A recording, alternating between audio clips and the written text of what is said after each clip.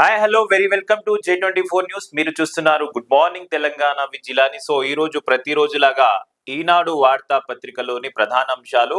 చర్చలు లేకుండానే 10 బిల్లులు ఆమోదం అయిపోయాయి. కార్యకలాపాలేవి లేకుండానే ముగిసిన వర్షాకాల సమావేశాలు.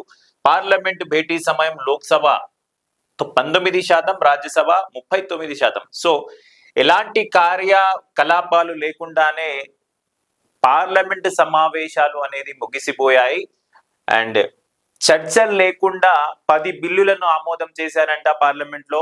అండ్ భేటీ సమయం చూసుకుంటే లోక్సభలో 19% మరియు రాజ్యసభలో 39% చేశారంట.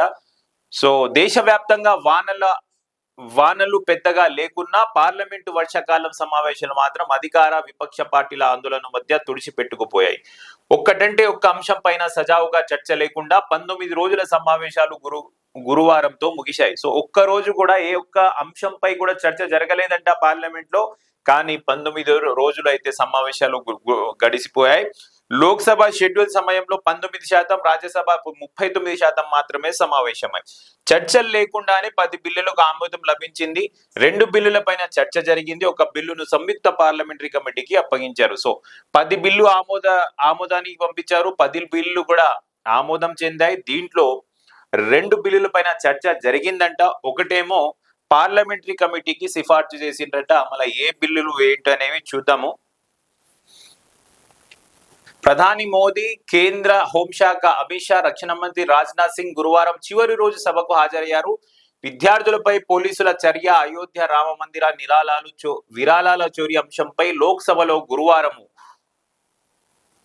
ప్రతిపక్షాల ఆందోళనకు దిగాయి. సభ ప్రారంభం కాగానే వందే మాతరంలోని 6 చరణాలను వినిపించారు. ఆ తర్వాత సభను నిరవధికంగా వాయిదా చేస్తూ స్పీకర్ ఓం బిర్లా నిర్ణయం తీసుకున్నారు. సభ పనితీరు, పని గంటలపై ముగింపు సందర్భంగా లాంఛనంగా చేసే ప్రకటన కూడా స్పీకర్ చేయలేదంట.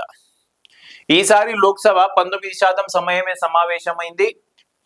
ప్రతిపక్షాల ఆందోళన కారణంగా ఒక్కరోజు ప్రశ్నోత్తరాల సమయం జరగలేదు. ఒక్కరోజు కూడా ప్రశ్నోత్తరాల సమయం జరగలేదంట. ప్రతిపక్షాల ఆందోళన కారణంగా లోక్సభ 12 బిల్లులకు ఆమోదం తెలిపింది.